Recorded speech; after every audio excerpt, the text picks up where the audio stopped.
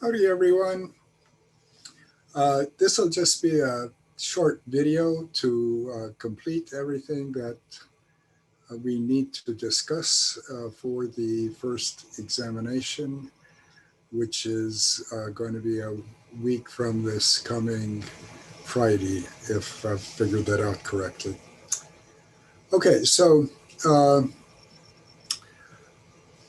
we're in the middle of talking about atomic spectroscopy, and that first exam is going to cover the quantum mechanics sections and the atomic structure section.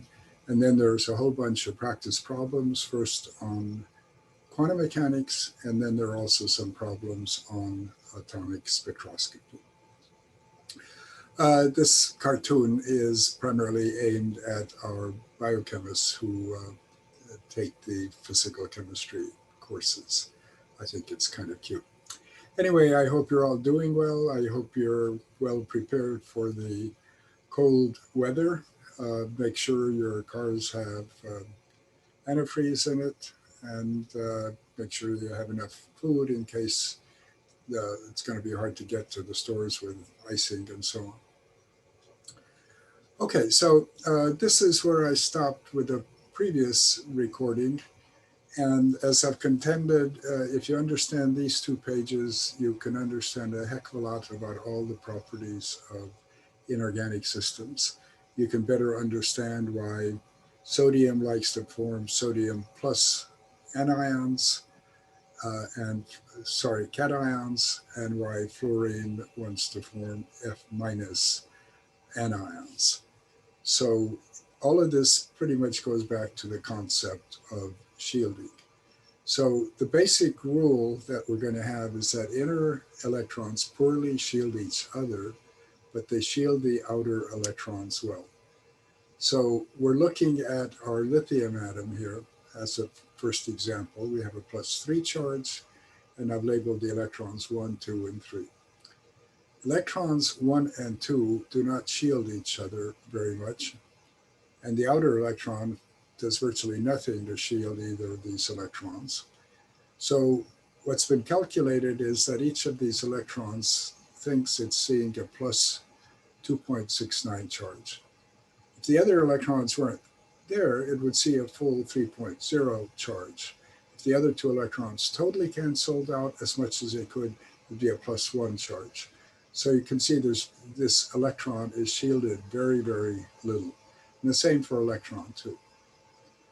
Now, on the other hand, the inner electrons shield the outer electrons well. So again, electron 3 here. If there were no other electrons, it would see a full +3 charge. If these other two electrons totally shielded this, you would see a +1 charge. You see it comes out to be 1.28. So most of that +3 charge is canceled by most of the +3, but most of that +2 that these electrons could cancel has been canceled, or 1.72 out of 2, or 86%, I guess it comes out of that charge, has been canceled as much as it could be. So when you see low effective charges, the electrons are held on very loosely. When we see very high electron charges, then they're held on tightly. Remember that the potential energy is the product of the charges divided by the distance between them. So the product of 1.28 and 1 is a lot smaller than, say, 5.28 and 1. One other point I mentioned last time, but it's not terribly important, it's called penetration, and this is the ability of outer electrons to get close to the nucleus. So if you look at this curve here, this is the 3s orbital. It's primarily out here. Here are the 2s and 2p, and here's the 1s. And you see some of the 3s electron probability is way down here, just along with the 1s and 2s. It doesn't affect any of the properties that we're going to talk about, but it's maybe a curiosity that you might be familiar with. Okay, so in terms of shielding, if you look at where these outer orbitals are, the 3p orbitals are way out here, the 3s orbitals are here. So these are going to be screened really well by inner electrons that you can have in a system here that, may be going up to looking at chlorine or something like that. Okay, so if I didn't promise you that, I will promise you now, this lecture is going to be very short.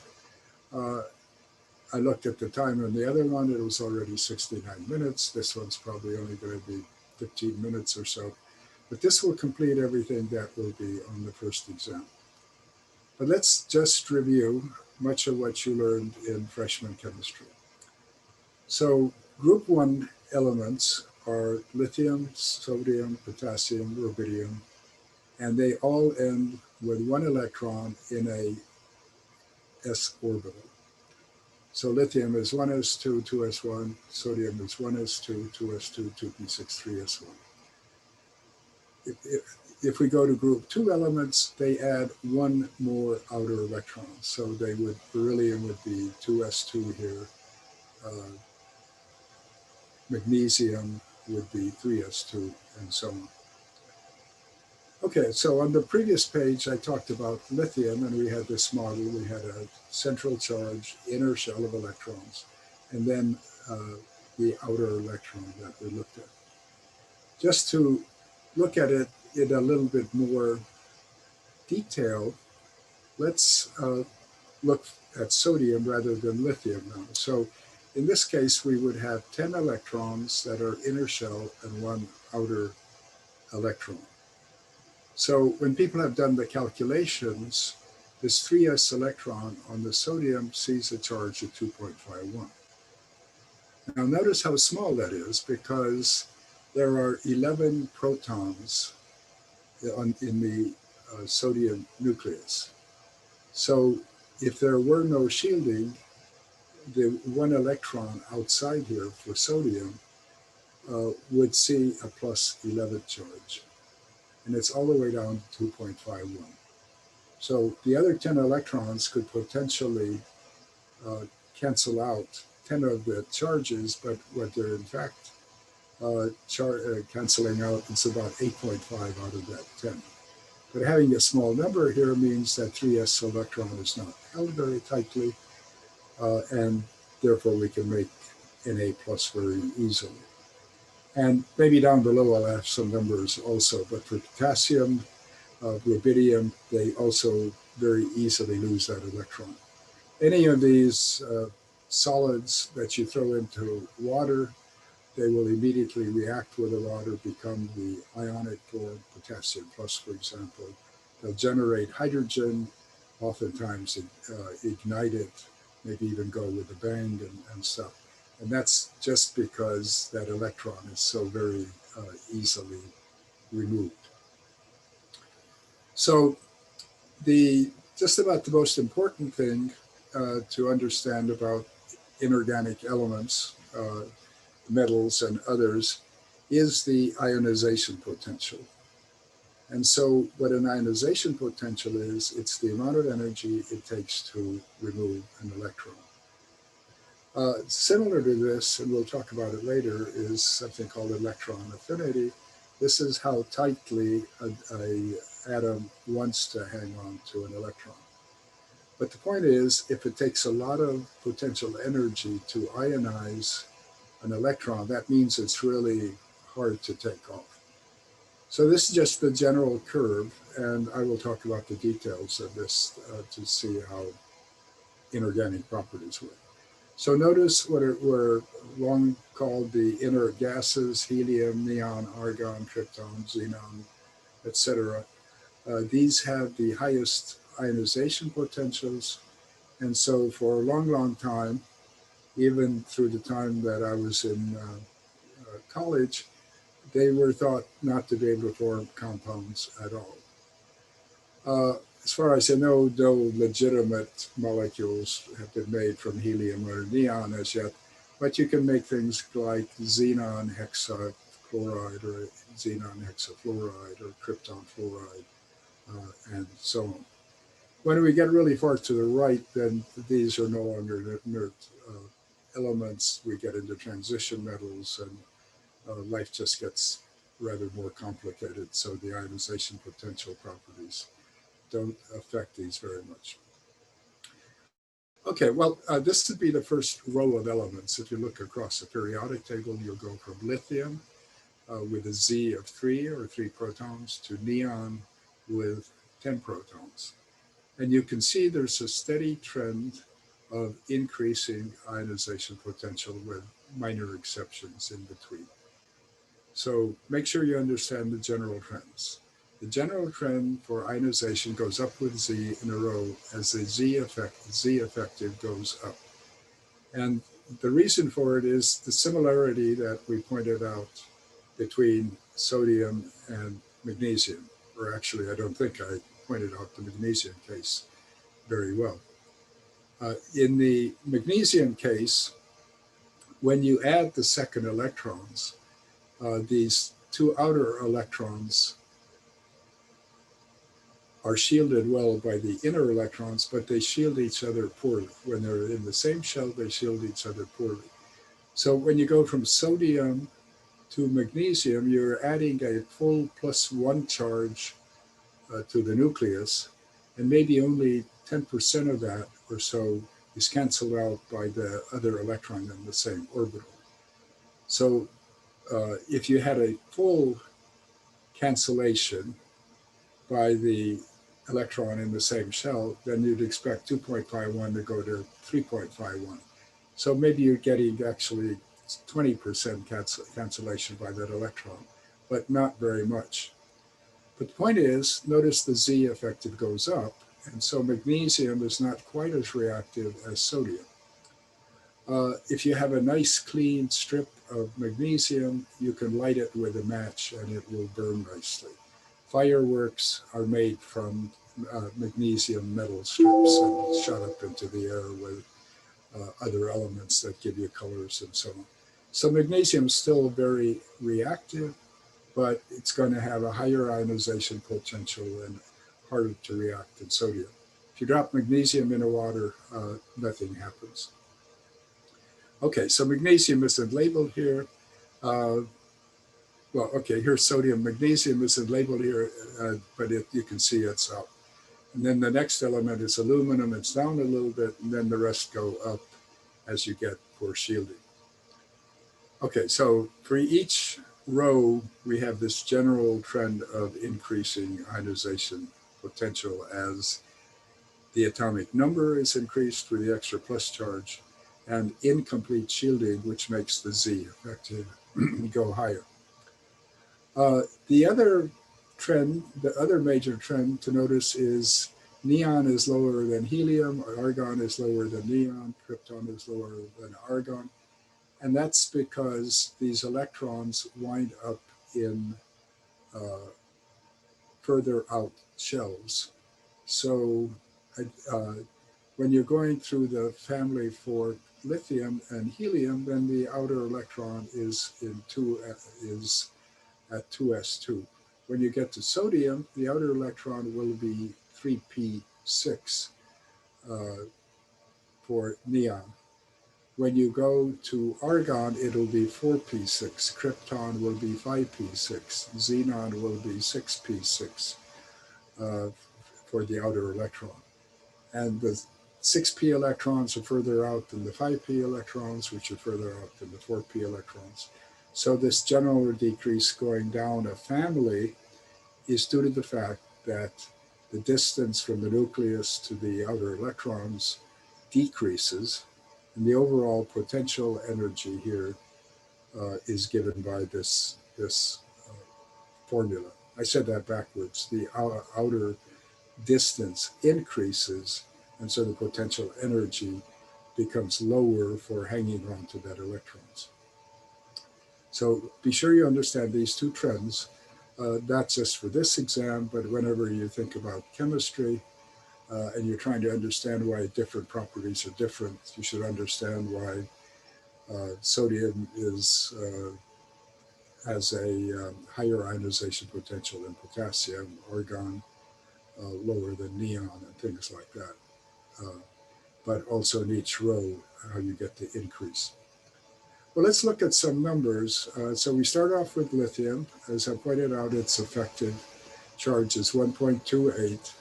So the inner two electrons cancel out all but 0.28 of the charge in the nucleus that they could cancel. They can't cancel more than two because there's only two of them.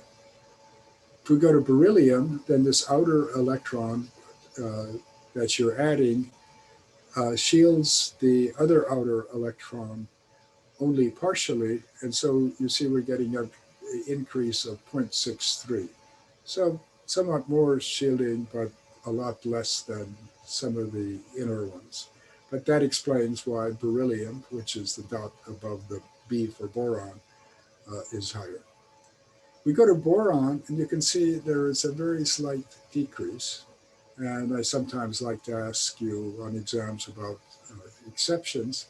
And the slight decrease is because the outer electron on boron is in a 2p orbital, and that's further out than a 2s orbital in general. So that explains a very slight decrease, even though you're getting more charge at the nucleus for 4. You go to carbon, then the extra plus charge makes it jump up. Then the next one is nitrogen. It jumps up quite a lot. And then we come to oxygen down here.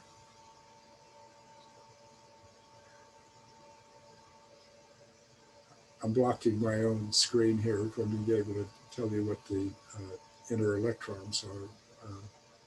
I'm going to pause the recording for just a second. Okay, yeah, I can see my screen now.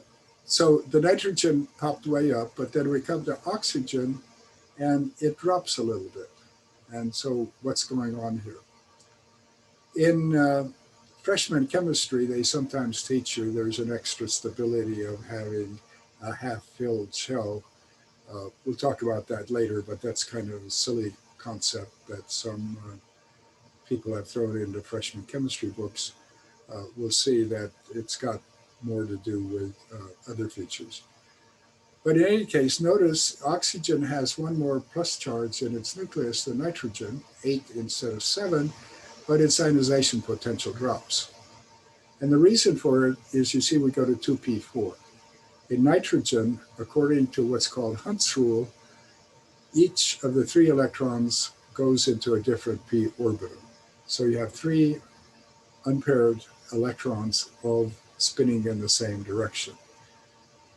When you add that 4th electron, it has to match up to one of the electrons already in that same p orbital.